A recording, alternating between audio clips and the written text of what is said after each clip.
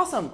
So hello, everyone. My name is Masha Petrova, and we're going to be talking about electromagnetic simulation today. Now, I know Peter already said he doesn't care about simulation, so it's not for you, Peter. I'm kidding. No demos, no demos. Okay, so I don't like talking to, so my background is in marketing, and I don't like talking to a room when I don't know who my audience is. So let's get to know each other a little bit. So who in here is an engineer, or was an engineer, or a recovering engineer? Okay, electrical engineer. Oh, okay, all right. How about, have you guys touched antennas before, or worked with antennas, or antenna-related space? No, okay. All right, how about simulation? Who in here does care about simulation, done simulation, understands simulation? All right, great, okay. And then specifically electromagnetic simulation. Anybody? Oh, okay, I'm talking to you. There's my audience right there. I'm just kidding. So we'll just keep it kind of casual. So I'll tell you guys, feel free to interrupt me and ask questions at this point, because I know some of the stuff might get too specific, and some I want to keep it at a higher level. So it's interesting. Okay. So Nullspace, oh, actually, before we dive into this, let me tell you a little bit about my background. So I have a PhD in aerospace engineering, specifically in combustion, thermal and CFD analysis and combustion chemistry. And then I went into the dark side of sales and marketing and worked at about, I think, 9 or 10 companies. 3 of them were startups that Ansys acquired. Through one of those acquisitions, I ended up at Ansys. Stayed there for exactly a year before I was like ready to tear out my hair. Went to another startup. I was fired 4 times, so I got you beat on that, Peter. Never from my own company yet, though. Hopefully I'm old enough to where I learned my lesson to not get fired from my own company. But it was usually because I would look at how things were run at the companies that I was working at, and I thought, like, I can do a better job than the CEO. And then I would unavoidably get fired for that. So that's why I ended up starting my own company with my 2 co-founders. So my 2 co-founders are from Huntsville, Alabama. They already built a defense startup company that's been around for about 15 years, very successful. They specialize specifically in RF and radar and electromagnetic type applications for the Department of War and various government entities. And then they developed Nullspace internally, developed it in stealth because they were not happy with the ANSYS HFSS tool and CST from Dassault and FICO from Altair. They wanted something that was modern, that was faster, that could work with AI in today's day and age, and that's how Nullspace was born. I was brought on board as the CEO 3 years ago, and we've launched the company, and so here we are. So the question is, do we really need another simulation tool, especially if we have tools like Cognisim that could work with current tools from ANSYS and et cetera, right? And so I would argue that we sure do. We sure do. It's been like 30 years. So if anyone was here yesterday and heard the talk by Andy Fine, he showed that slide how for electromagnetic solvers, they're all over 25 years old. I think it's more like 30 years old. And there has been no development ever since in the solvers themselves. And so when we're talking about simulation, we're talking about solving actual electromagnetic governing physics equations. So, well, let's go back to the original question. Why do we need another solver? So specifically in the electromagnetic space right now, everything is connected, right? And things are connected with RF, right? Radio frequency waves. They're invisible. We don't think about them. But like your phone alone has like 7 antennas in them, right? And if we look at just at the defense space right now, this picture I think represents really well of what's happening. Like satellites are communicating with on-the-ground vehicles. Soldiers are communicating to each other, and stuff is encrypted. And there's just more and more RF waves out there, right? Which makes it a very complicated electromagnetic problem. And yet, legacy tools were not designed to handle these very complex electromagnetic problems, right? Like ANSYS and HFSS from ANSYS and CST and so on were designed for computing systems that were 30 or 40 years old. They were very different computing systems. There were no GPUs, like some people mentioned. Parallel computing was, just getting started. And so those solvers were not designed to take advantage of current computing hardware. And so these tools can, if we look at the type of problems they could solve or simulate, these legacy tools can simulate things in isolation. So an antenna in isolation by its own self, right? But when you put that antenna on a platform, like a plane or a drone or a satellite or whatever, it starts to affect how that antenna is performing, right? But to simulate how the antenna performs on a large body is a very large, complex problem. And because quantum computers don't quite do simulation yet, it is very difficult to simulate it to full fidelity, right? Full accuracy with these legacy simulation tools. And that's why Nullspace was designed. So we're a solver that we go head-to-head with HFSS and CST and PICO. Our customers include defense, aerospace, and quantum computing companies. So companies like Raytheon, Lockheed Martin, L3 is our customers. So is IonQ, if anybody's here is familiar with quantum space, is a customer as well. So is Infineon. So we have these very high signal customers. And the reason for that is because they are desperate for new solvers that can address these problems, especially in the electromagnetic space. So if we look at, actually you guys are, well, a lot of you are engineers, you probably know this, right? If you're designing something new, up to the point where you have to create a prototype, especially if it's something complex like an antenna for a satellite, right? Up to the point where you need to fabricate, it is relatively cheap. As soon as you start having to prototype and create physical things and buy physical things and put that test together, it becomes really expensive. And the more you have to prototype, the more expensive things become, right? And so we want to make sure that engineers have tools that can simulate as much as possible before you have to go into the physical space. So that's why Nullspace, again, was designed. We are designed to simulate real-world problems. So I'm going to show you a couple of examples of things that Nullspace can do versus the legacy tools. So now I know that Jim Cashman is here. Maybe I should be careful what to say. I'll just call it legacy tools. Here's an example of a CubeSat. So it's a little satellite, cube satellite from NASA. This is from a trade show that we were in a couple of months ago. And here in one picture, you see a quad helix GPS antenna on a simple ground plane. So that's just the antenna by its own self. Legacy tools can simulate that properly, and they can give you full fidelity, full accuracy results. The problem is, as soon as you slap that antenna onto the satellite, results change, and that simulation becomes very large. And so currently, the way engineers handle this problem is if they are using legacy tools, they have to break the problem into pieces, simulate it into pieces, and then kind of assemble the data, the results, and look at them. The issue is you lose fidelity. You lose a lot of accuracy in that process, and then what happens? You still have to go to your physical prototyping faster than you'd want to. And so that's the problem that Nullspace addresses. We can simulate the antenna on the actual body because even though it's a much larger electromagnetic problem. So here's another example that I think is really good. So this is an automotive example. So on a car, everybody has a car. Everybody's seen that little shark fin antenna on your car, right? So the problem with the car, because it's metal, the whole thing acts as an antenna, right? So as soon as you slap an antenna on the car, it starts being affected by the vehicle itself, by the car itself. And that is a Nullspace simulation right here on the side, actually.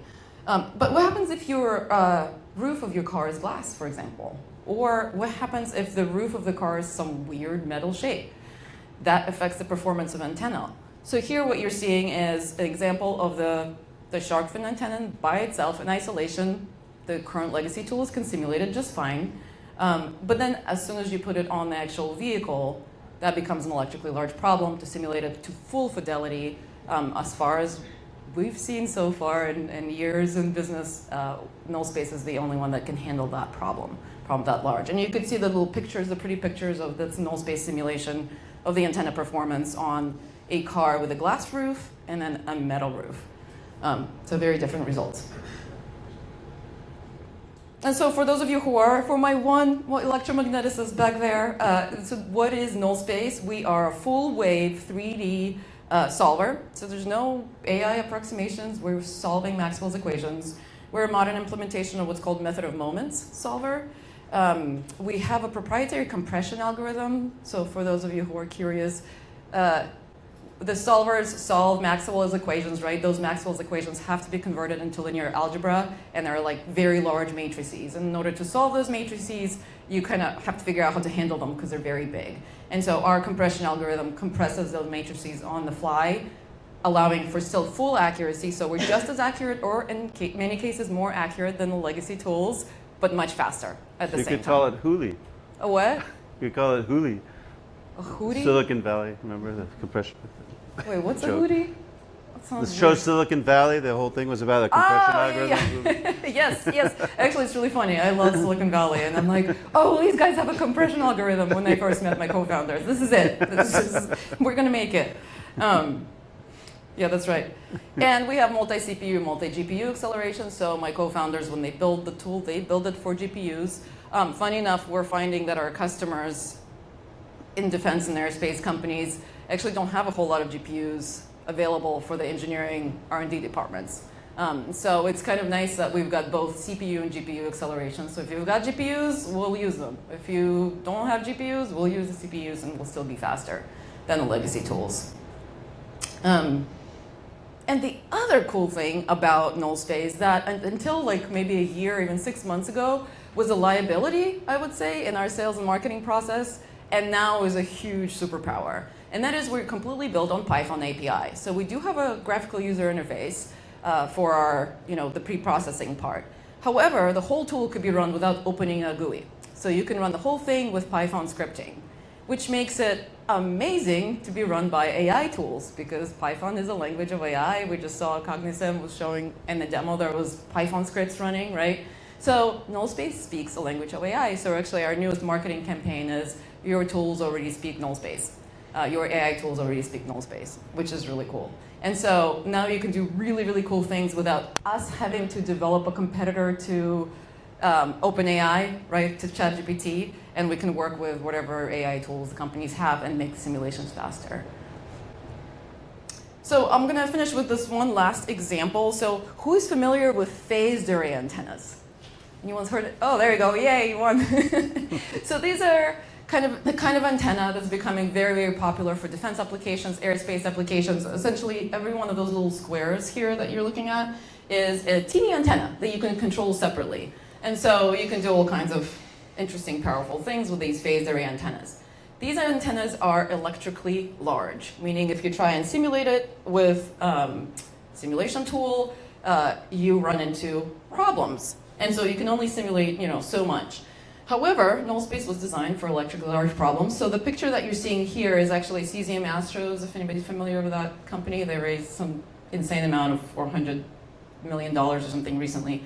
So their satellites, they're planning to have these phased array antennas all over their satellites. That's why it's an example here. As you increase the number of those little squares, number of antennas on the phased array antenna, the problem becomes larger and larger. And so we actually did it. We didn't do it. One of our customers, one of the large defense customers, did an internal benchmark. So they compared don't tell Jim. But they compared ANSYS and CSD and FICO, all three tools that they had in-house with Nullspace. They ran their own benchmark on specifically how would those tools perform as the phased array antenna got larger and larger in size. So here I'm showing Dassault, because that CSD was the only one that stood up, more or less to this test.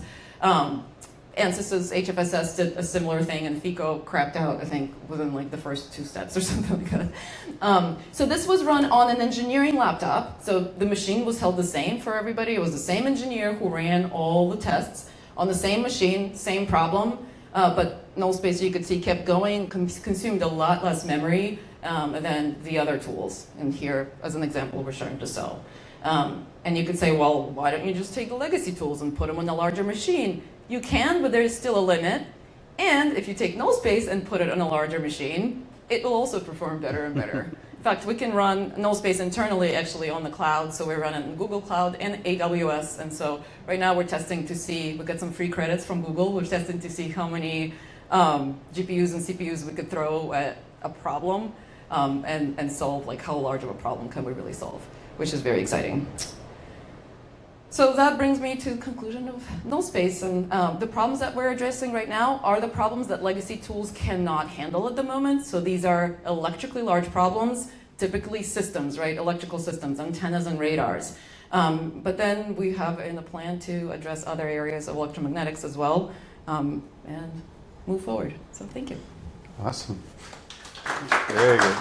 I'm wondering, because you mentioned CPUs and GPUs, and Yes. we were just talking about quantum computing and Yes. TPUs. So are you Yeah. planning to support this as well? The GPUs, we haven't thought about it right now. I think that's still far out as far as implementation because again, we're in our customers, we're working with our customers and they're having issues even having GPUs accessible to them for simulation. I think next step is to get a cloud product and see if we can get them on the cloud first. Or probably Before- Gov or GovSec, right? Yeah.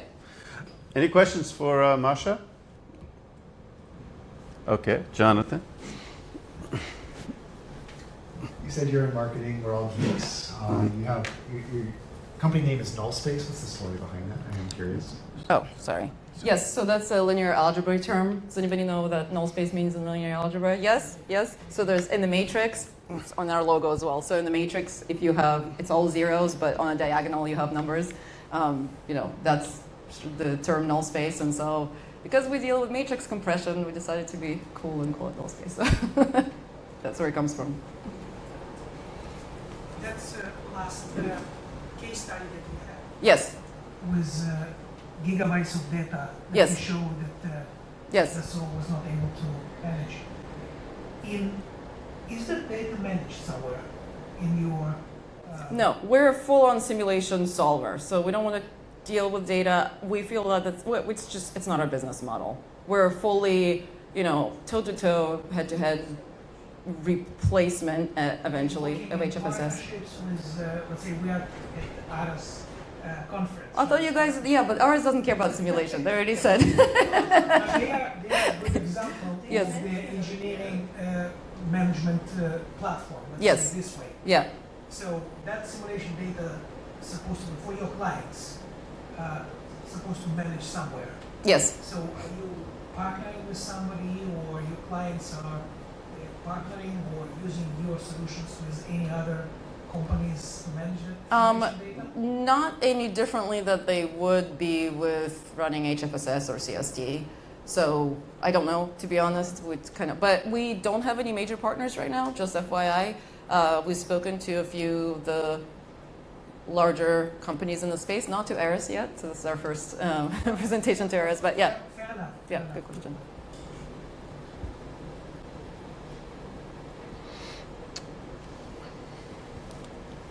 Good. All right. Thank you very much. Thank you.